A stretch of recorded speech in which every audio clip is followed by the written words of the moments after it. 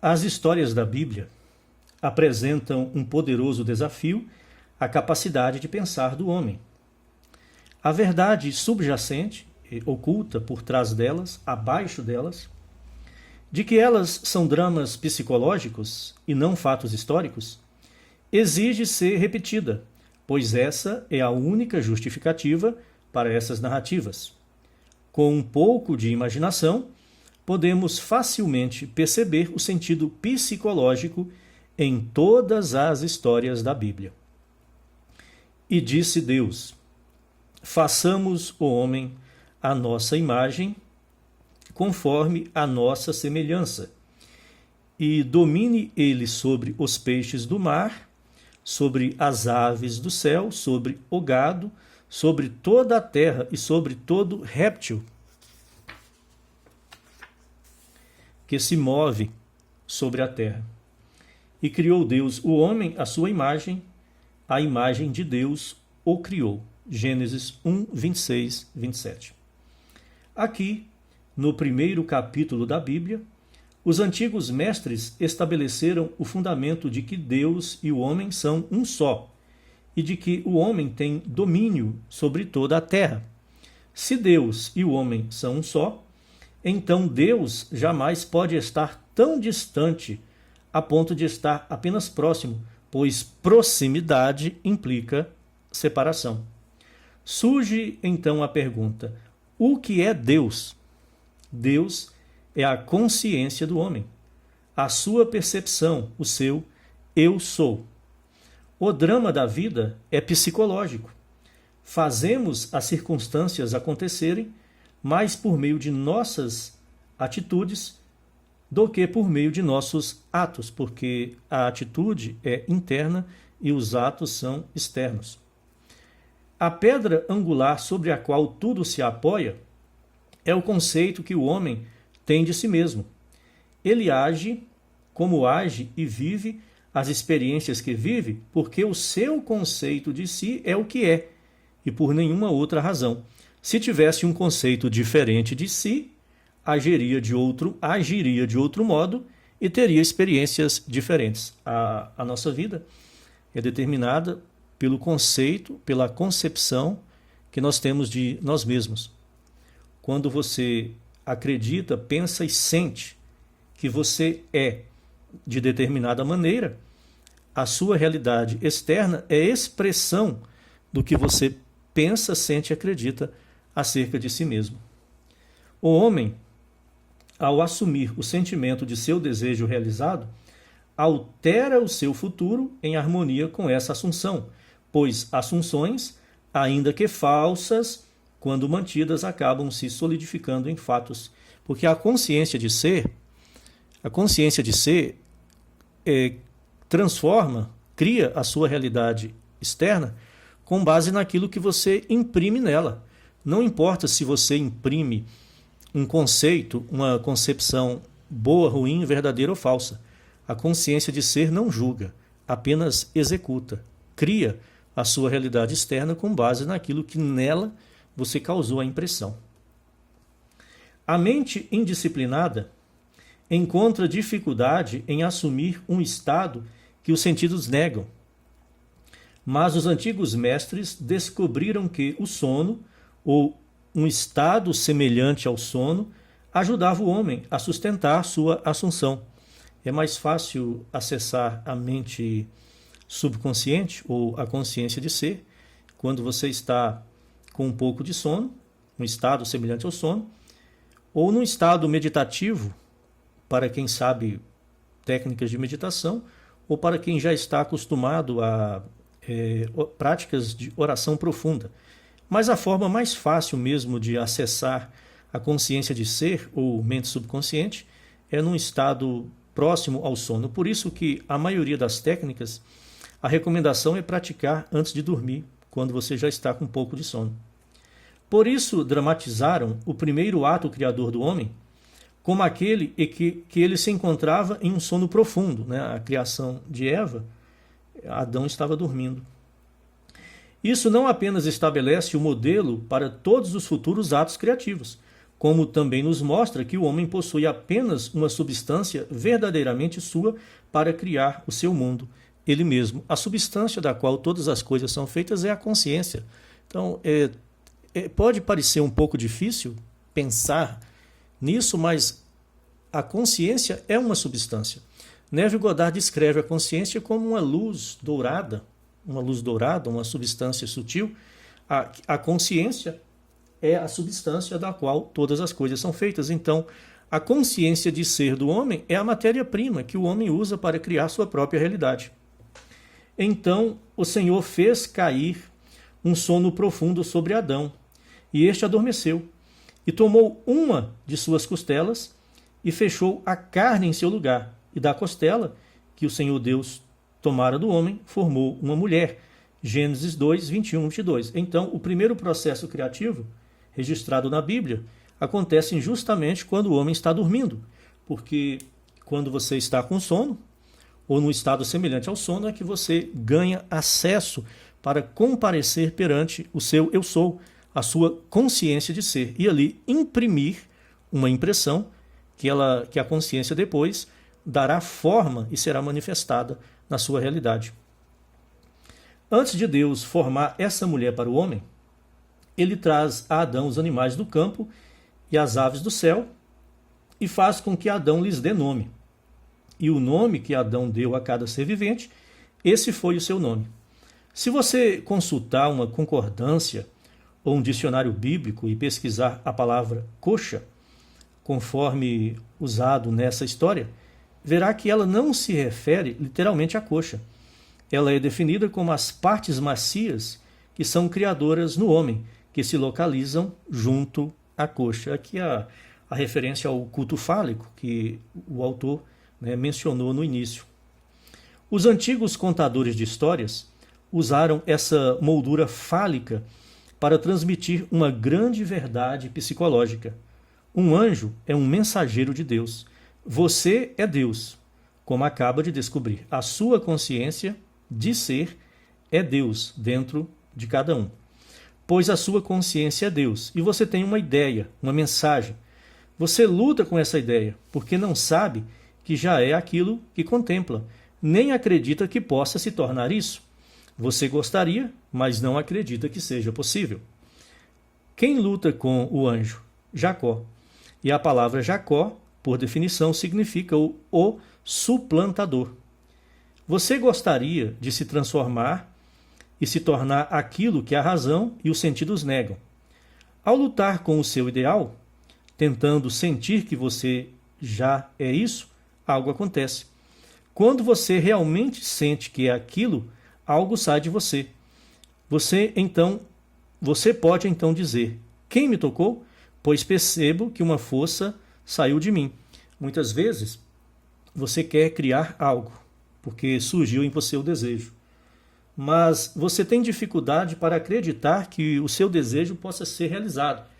Então você começa a tentar praticar o método ensinado por Goddard, entrar no silêncio, a mente silenciosa, o eu sou, levar o seu desejo perante a consciência de ser eu sou e assumir o sentimento que já é real. Mas quando você tenta assumir o sentimento de que aquilo que você deseja já é real, você encontra resistência em você mesmo e você começa a lutar contra você mesmo para que você consiga assumir esse sentimento. É uma luta interna.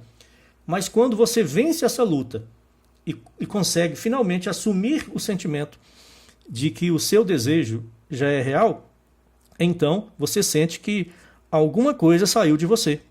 Aí você pode dizer: quem me tocou? Fazendo referência àquele episódio da mulher que tinha o fluxo de sangue, tocou em Jesus, de forma escondida, ela não queria que ninguém visse. Ela tocou em Jesus, nem Jesus viu, mas Jesus sentiu o poder sair dele. Quem me tocou? Da mesma forma, depois de você lutar consigo mesmo para assumir o sentimento do desejo realizado, quando você finalmente conseguir fazer isso, algo vai sair de você. Quem me tocou? Pois percebo que uma força saiu de mim. Após uma meditação bem-sucedida ou uma oração bem-sucedida, você se torna, por um momento, incapaz de continuar o ato, como se tivesse ocorrido um ato criador físico, como você tivesse acabado de ter uma relação sexual e como você alcançou a satisfação do ato sexual, você não tem, pelo menos por algum tempo, a capacidade de continuar. Após uma meditação bem-sucedida, você se torna, por um momento, incapaz de continuar o ato, porque alcançou a satisfação, como se tivesse ocorrido um ato criador físico, um ato sexual. Você fica tão impotente depois de orar com sucesso quanto após um ato criador físico. Quando a satisfação é alcançada, a fome, o desejo, no caso o desejo sexual, desaparece. Se a fome persiste, é porque a ideia não foi plenamente gerada dentro de você. Inclusive, essa é uma forma de você saber se a sua prática está indo na direção correta. Você começa a orar, tentando assumir o sentimento de um desejo realizado. E como é que eu vou saber se eu consegui alcançar, né, a realização do meu desejo? Quando você se sente satisfeito, quando você alcança a satisfação ali do seu desejo, porque se o seu desejo foi realizado, ele não é mais um desejo, você já tem. Então, se você já tem, não existe mais desejo de ter aquele que você já tem. Então, quando a oração, a meditação alcança a sua concretização, o desejo desaparece e você sente uma sensação de alívio e tranquilidade. É assim que você sabe que a sua prática foi bem sucedida. Se a fome persiste, é porque a ideia não foi plenamente gerada dentro de você. Você não chegou, de fato, a se tornar consciente de ser aquilo que desejava ser. Você não alcançou a naturalidade do sentimento. Ainda havia sede quando você saiu desse estado mais profundo. Se eu consigo sentir que sou aquilo que poucos segundos antes sabia que não era, mas desejava ser, então já não tenho fome de ser isso, porque o desejo está realizado, ainda que demore algum tempo para se manifestar na realidade externa. Já não tenho sede, porque me sinto satisfeito nesse estado. Nesse momento, algo se contrai dentro de mim, não fisicamente, mas no sentir da consciência, pois é aí que reside o poder criador do homem. O desejo se retrai a tal ponto que ele perde a vontade de continuar a meditação ou a oração. Ele não interrompe o ato por esforço físico, simplesmente já não há desejo de prosseguir. Então veja que Neville Goddard compara a prática meditativa para realizar um desejo com o ato sexual, da mesma forma que o ato sexual termina quando a realização do desejo é alcançado, da mesma forma quando você está orando por algo, na sua consciência, quando finalmente aquilo for alcançado, o desejo desaparece e você não sente mais necessidade de continuar com a prática da oração. Quando orardes, crede que já recebestes, e assim será. Crede que já recebestes. É daqui que Neville Goddard tirou a sua famosa fórmula: assumir o sentimento do desejo realizado. Quando o ato criador físico se completa, o nervo que está sobre a cavidade da coxa do homem se contrai e ele se vê impossibilitado de continuar, como se fosse interrompido. Da mesma forma, quando um homem ora com êxito, ele acredita que já é aquilo que desejava ser. Portanto, não pode continuar desejando ser aquilo de que já está consciente de ser. No instante da satisfação, tanto física quanto psicológica, algo sai dele e, com o tempo, dá testemunho do poder criador do homem. Esse testemunho é alcançado pela manifestação do desejo na realidade externa. A nossa próxima história está no capítulo 38 do livro de Gênesis. Aqui encontramos um rei cujo nome é Judá e cujas 3 primeiras letras também começam com Yod, Re, Val. Tamar é sua nora. A palavra Tamar significa palmeira ou a mais bela, a mais formosa. Ela é graciosa e agradável à vista e por isso é chamada de palmeira. A palmeira alta e majestosa floresce até no deserto, onde quer que ela esteja. ali há um oásis. Quando se avista uma palmeira no deserto, encontra-se aquilo que mais se procura naquela terra árida. Não há nada mais desejável para um homem que atravessa o deserto do que a visão de uma palmeira. No nosso caso, de forma prática, o nosso objetivo é a palmeira. Ela representa aquilo que é belo, nobre e desejado. Aquilo que você e eu queremos.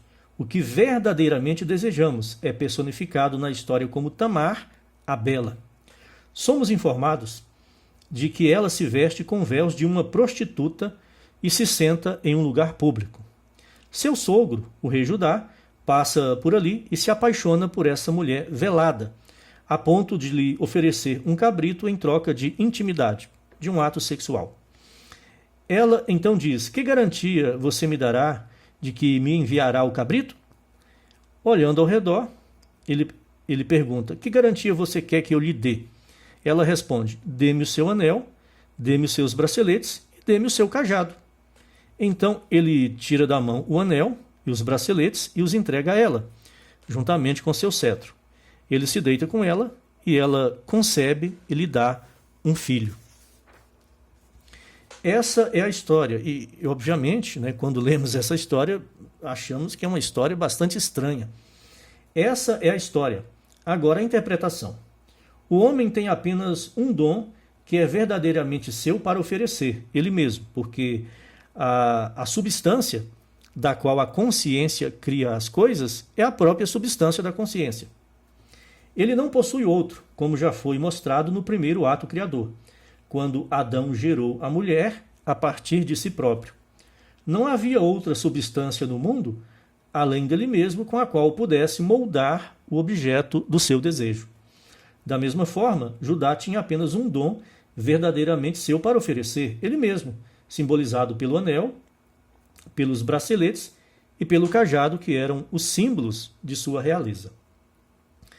O homem tenta oferecer aquilo que não é ele mesmo, mas a vida exige que ele entregue a única coisa que o representa. Dê-me o seu anel, dê-me o seu bracelete, dê-me o seu cetro.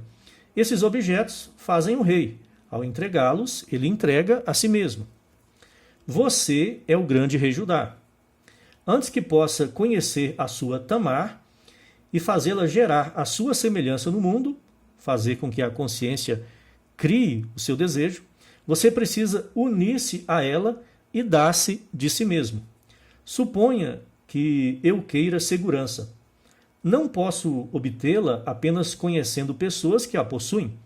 Não posso alcançá-la manipulando circunstâncias, lutando contra a realidade externa.